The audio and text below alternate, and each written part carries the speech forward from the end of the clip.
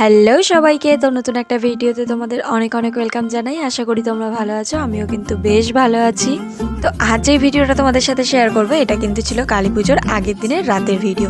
তো ready shady হয়ে তিনজন মিলে বেরিয়ে গেছিলাম, আর প্রথমেই চলে এসেছিলাম শ্রীপুরে। আর শ্রীপুরে এসে প্রথমেই দেখলাম এই প্যান্ডেলটা, কিন্তু প্যান্ডেলটার কিছু কাজ হয়তো বাকি ছিল, যেটা সামনে হয়তো করছিল তারা।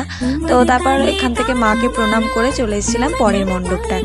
আর এখানের এই যে প্যান্ডেলটা দেখছো, এই প্যান্ডেলটা কিন্তু পুরোটাই বাঁশের তৈরি। দারুণ লেগেছে আমার এই প্যান্ডেলটা, মানে এত নিখুঁত কাজ কি বলবো, খুব সুন্দর হয়েছে।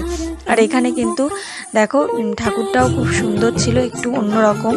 তো তারপরে সেখান থেকে মাকে প্রণাম করে চলে এসেছিলাম একটু ফুচকা খেতে। আর বাবু তো জানোই ফুচকা খেতে খুব ভালোবাসে, তো ফুচকা খেয়ে চলে এসেছিলাম আরও একটা প্যান্ডেলে।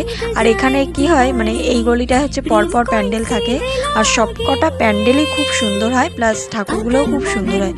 তো চলে এসেছিলাম এই মণ্ডপটা, এই মণ্ডপটাও খুব সুন্দর ছিল, ঠাকুরটাও খুব সুন্দর ছিল।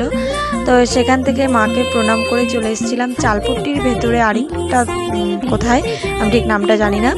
তো ওই প্যান্ডেলটায় চলেছিলাম। এই প্যান্ডেলটা বাইরে যতটা না সুন্দর ছিল, ভেতরটা খুব বেশি সুন্দর ছিল, দারুণ ছিল ভেতরটার, এত নিখুঁত কাজ কি বলবো, তোমরা দেখতেই পাচ্ছ খুবই সুন্দর হয়েছে এই প্যান্ডেলটাও।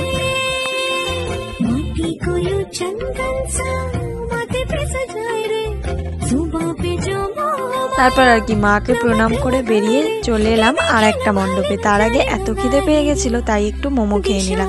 এখান থেকে আমরা নিয়ে নিয়েছিলাম কিন্তু ফ্রাই মোমো, যেটা কিন্তু ভালোই খেতে ছিল। আর যেহেতু ফার্স্ট ডে ফ্রেশ ছিল মোমোটা, তো ভালোই লেগেছিল খেতে।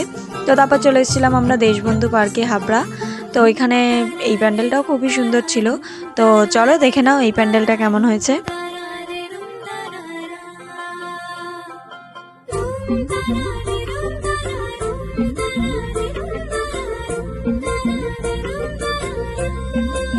এখানে প্যান্ডেলটাও সুন্দর ছিল, আর মায়ের মুখটাও খুব মিষ্টি ছিল। তারপর আর কি মাকে প্রণাম করে চলে এসেছিলাম সোজা অপসরে।